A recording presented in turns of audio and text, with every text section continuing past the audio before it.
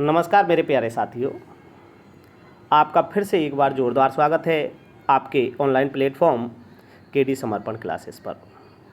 जैसा कि आप जानते हैं, हमारे यहाँ ग्रामीण परिवेश की क्वेश्चन टेस्ट सीरीज चल रही है, जिसका आज पार्ट 5 है। तो पार्ट 5 के पहले क्वेश्चन से आपको रूबरू कराते हुए क्वेश्चन 1, निम्न में से कौन सी रूट क्रॉप नहीं है। तो मेरे प्यारे साथी, रूट क्रॉप इसमें जो आंसर है डी आंसर इसका सही है। ईख एक रूट क्रॉप नहीं है। रूट क्रॉप से मतलब ऐसे पेड़ पौधे जिनका तना व जड़ों को खाने में इस्तेमाल किया जाता है, उन्हें रूट क्रॉप कहा जाता है। जैसे आलू है, चुकंदर है, शकरकंद है, ये खाने में प्रयोग किए जाते हैं। ठीक है मेरे साथी। नेक्स्ट क्वेश्चन है आज का क्वेश्चन नंबर 2, NPK किस अनुपातिक प्रयोग की संतुति की गई है। N का मतलब होता है नाइट्रोजन, P का फास्फोरस, K का पोटेशियम। कि फसल के उत्पादन के लिए बनाने के लिए इनका क्या अनुपात होना चाहिए। तो मेरे प्यारे साथियों, इसका जो ऑप्शन होगा option D is correct answer. 4:2:2 इसका ऑप्शन करेक्ट होगा। नेक्स्ट क्वेश्चन है, पूसा रूबी किसकी उन्नत किस्म है। इसका जो करेक्ट आंसर होगा मेरे प्यारे साथी ऑप्शन बी, टमाटर की किस्म है।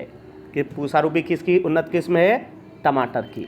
अगर आपसे पूछने लगे टमाटर की अन्य क्या किस्म होंगी, तो पूसा अर्ली, पूसा लाल, पूसा रूबी, ये सभी किसकी किस्म हैं, टमाटर की। आज का नेक्स्ट क्वेश्चन है क्वेश्चन नंबर 4, निम्न में से स्वदेशी हल है। ए, जुताई का एक द्वितीयक उपकरण, बी, नम धरती का एक कुदाल, सी, बहुउद्देशीय उपकरण, डी, जुताई का एक प्राथमिक उपकरण। तो मेरे प्यारे साथी, जो आपका जो हल होता है जुताई का प्राथमिक उपकरण के अंतर्गत आता है और उसे स्वदेशी हल कहा जाता है। तो इसका आंसर जो होगा D option is correct answer होगा। नेक्स्ट क्वेश्चन, ईख की अधसाली किस्म की फसल अवधि क्या है। इसका जो आंसर होगा मेरे प्यारे साथी, ईख की अधसाली किस्म की जो फसल अवधि होती है वो होती है मेरे प्यारे साथी 18 माह। Option B is correct answer होगा। Option B is correct answer होगा। अर्धसाली रोपण मुख्य रूप से महाराष्ट्र के कम वर्षा वाले क्षेत्रों में उगाई जाती है। पूछा जाए अर्धसाली जो है ये कहाँ पर सर्वाधिक उगाई जाती है, महाराष्ट्र के कम वर्षा वाले क्षेत्रों में। इसका जो रोपण होता है, ये जो बोई जाती है, ये जुलाई में किया जाता है। इसका रोपण कब किया जाता है, जुलाई में। नेक्स्ट क्वेश्चन, भारत में लगभग 90% सिंचाई क्षेत्र किसके अंतर्गत आता है। तो आपको बता दें, भारत में जो 90% सिंचाई क्षेत्र है वो सतही सिंचाई के अंतर्गत आता है। कैसा मेरे प्यारे साथी, सतही सिंचाई के अंतर्गत। और आपको बता दें, भारत में जो सिंचाई की जाती है वह नलकूप, कुआं, नहर और अन्य स्रोतों से की जाती है। और आपसे पूछा जाता है कि भारत में बहुप्रचलित सिंचाई का स्रोत क्या होता है। तो भारत में बहुप्रचलित जो सिंचाई है वो ट्यूबवेल द्वारा की जाती है। किसके द्वारा की जाती है, ट्यूबवेल के द्वारा। लगभग 45% ट्यूबवेल के द्वारा की जाती है। कुओं से सिंचाई जो की जाती है लगभग 19% है। नहर से जो की जाती है 26% है।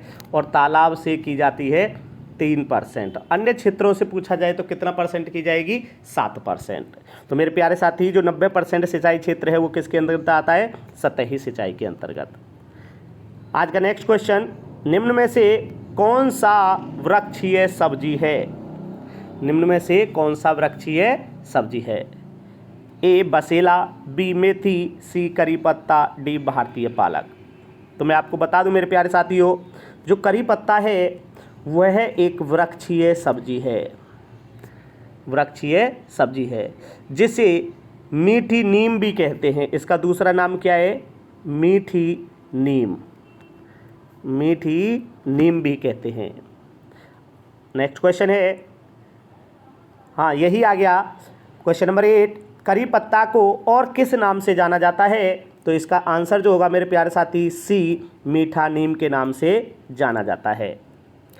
इसका उपयोग मधुमेह रोग के लिए भी लाभदायक होता है। करी पत्ता का इस्तेमाल मसाले के रूप में किया जाता है। नेक्स्ट क्वेश्चन जो होगा, तेज हवा की गति कितनी होती है? 20 मील प्रति घंटा, 30 मील प्रति घंटा, 40 मील प्रति घंटा, 15 मील प्रति घंटा। इसमें कहा गया है तेज हवा। तो मेरे प्यारे साथी, अगर मैं आपको तेज हवा की गति की बात करूं तो ये 25 से 30 मील प्रति घंटा हो सकती है। तो इसमें कौन सा ऑप्शन सही हो सकता है? इसका बी आंसर इज करेक्ट। आपसे पूछा जाए कितने किलोमीटर प्रति घंटा हो सकती है, तो मैं कह सकता हूँ 41 से 50 किलोमीटर प्रति घंटा हो सकती है। 41 से 50 किलोमीटर प्रति घंटा। तो option B is correct answer. Next question है, क्वेश्चन नंबर 10 की तरफ चलते हैं। बहुप्रचलित सिंचाई का स्रोत क्या है? तो ये मैं बता चुका हूँ। इस जो बहुप्रचलित सिंचाई का स्रोत जो होता है भारत में, वो ट्यूबवेल होता है। क्या होता है? ट्यूबवेल। अगर हम ट्यूबवेल से बात की जाए तो ट्यूबवेल से 45%, कितना परसेंट? 45% क्षेत्र सिंचित किया जाता है। अगर हम तालाब से बात करें तो तालाब से 3% सिंचाई की जाती है। तालाब से 3%। अगर कुएं से बात की जाए तो कुआं से 19% और नहर से बात की जाए तो लगभग 26% नहर से सिंचाई की जाती है। इसका जो ऑप्शन होगा, option A is correct answer. Question number 11 है, अधिया और बटाई शब्दों का प्रयोग किस तरह से किया जाता है? ए ग्रामीण हरियाणा, बी फसल की साझेदारी, सी कृषि कार्य बैठक, डी बी और सी दोनों। तो आपको बता दें, अधिया या बटाई जो होता है एक साझेदार के रूप में जो किसी को साझा किया जाता है खेती करने के दौरान, उसे कहा जाता है। मतलब किसी कार्य की जो बैठक होती है उसी में इसका प्रयोग किया जाता है। तो इसका जो ऑप्शन होगा बी और सी दोनों करेक्ट आंसर होगा। तो मेरे प्यारे साथियों, आज का नेक्स्ट क्वेश्चन है, सिराजी और बसरा किसकी उन्नत किस्म है? आज की दृष्टि से बहुत इंपॉर्टेंट क्वेश्चन है, एग्जाम की दृष्टि से बहुत इंपॉर्टेंट है। ए कबूतर, बी कछुआ, सी घोड़ा, डी ऊंट। तो आपको बता दें इसका जो करेक्ट आंसर होगा मेरे प्यारे साथी, कबूतर। ये कबूतर की उन्नत किस्म है, मतलब कबूतर की प्रजातियां हैं। आज का नेक्स्ट क्वेश्चन, क्वेश्चन नंबर 13 की तरफ चलते हुए, आंधी में हवा की गति कितनी होती है? ए 70 मील प्रति घंटा, बी 80 मील प्रति घंटा, सी 80 मील प्रति घंटा से अधिक, डी 60 मील प्रति घंटा। तो मेरे प्यारे साथियों, अगर हम आंधी में बात करें हवा की गति की तो वो हो सकती है 80 मील प्रति घंटा से अधिक। कितनी होती है मेरे प्यारे साथी? 80 मील प्रति घंटा से अधिक। सी इज करेक्ट आंसर होगा इसका। आज का नेक्स्ट क्वेश्चन, घूंटी का प्रयोग आमतौर पर किसके संवर्धन के लिए किया जाता है? मतलब किसी उगाने के लिए, किसी मजबूती प्रदान कराने के लिए, समथिंग ऐसी बात है। तो घूंटी का जो प्रयोग किया जाता है मेरे प्यारे साथी, वो लीची को संवर्धन के लिए किया जाता है। Option A is correct answer होगा। क्वेश्चन नंबर 15, पकने के साथ ही टमाटर लाल क्यों हो जाता है? इसका आपको बताना है। तो आपको बता दें मेरे प्यारे साथी, इसका जो जवाब होगा, जब क्लोरोप्लास्ट के क्रोमोप्लास्ट के बदलने के कारण क्या हो जाता है, इसका लाल होता जाता है। क्लोरो का मतलब होता है हरा रंग। तो टमाटर जब पकने से पहले जो कलर होता है वो क्लोरोप्लास्ट के कारण हरा होता है, और जब ये क्लोरोप्लास्ट क्रोमोप्लास्ट में बदल जाता है तो टमाटर का रंग लाल हो जाता है। सी इज करेक्ट आंसर। आपसे पूछा जा सकता है कि भैया पकने से पहले टमाटर का रंग हरा किसके कारण होता है? क्लोरोप्लास्ट। और पकने के बाद टमाटर का लाल रंग क्यों होता है? क्रोमोप्लास्ट। ठीक है मेरे प्यारे साथी। नेक्स्ट क्वेश्चन आज का, क्वेश्चन नंबर 15, पीत क्रांति किससे संबंधित है?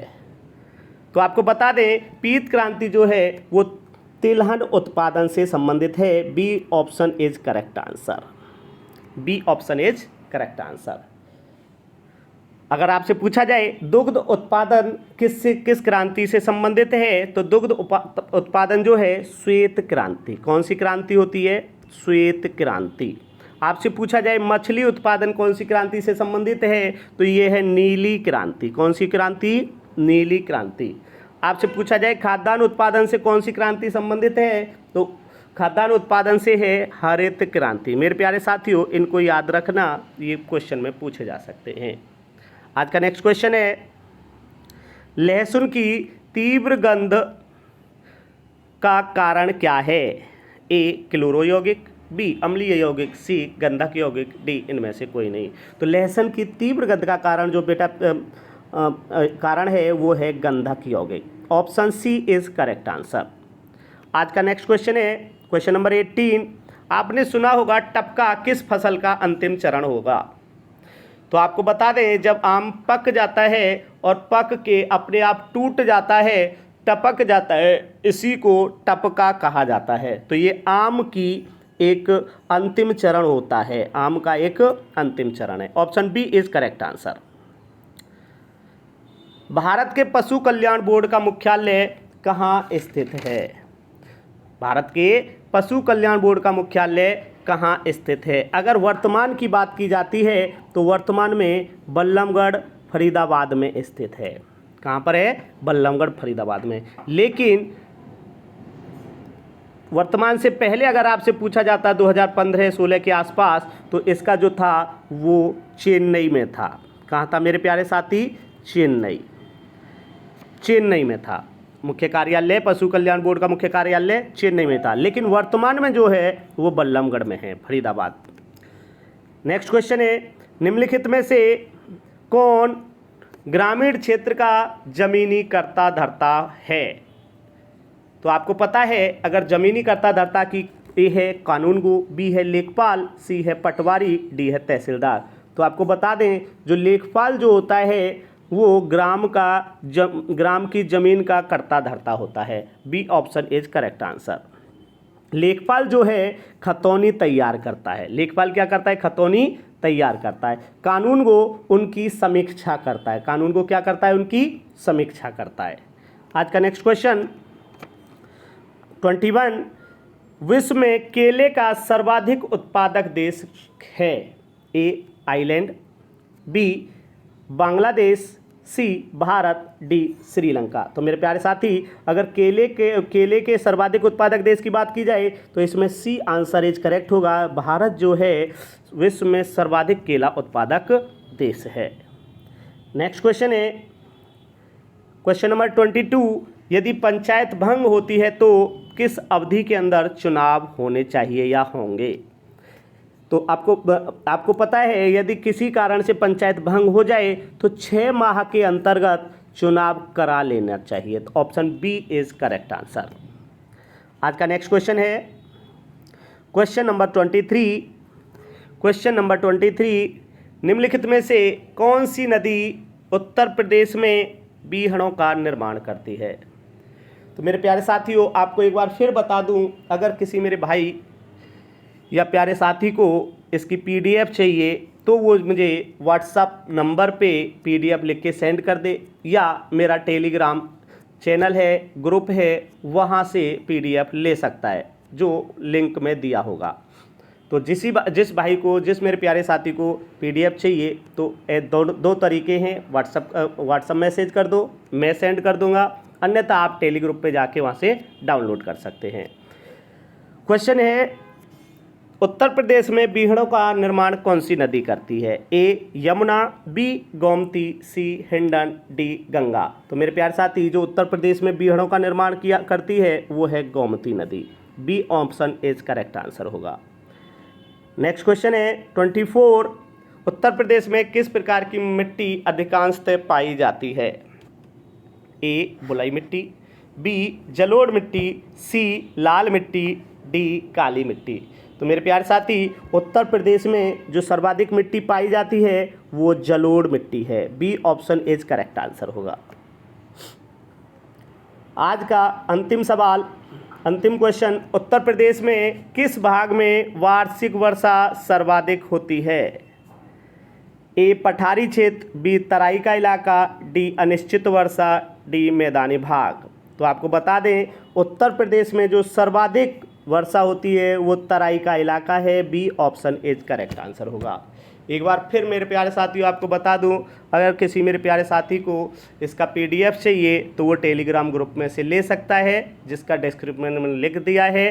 अन्यथा वहाँ पर मेरा व्हाट्सअप नंबर लिखा होगा, वहाँ से भी आप मुझे मैसेज कर सकते हैं मेरे व्हाट्सअप नंबर पे, और PDF लिख के सेंड कर दो, मैं आपको PDF सेंड कर दूंगा। तो आज के लिए इतना ही, कल पार्ट 6 के साथ फिर मिलेंगे। तब तक के लिए नमस्कार, जय हिंद, शुभ संध्या।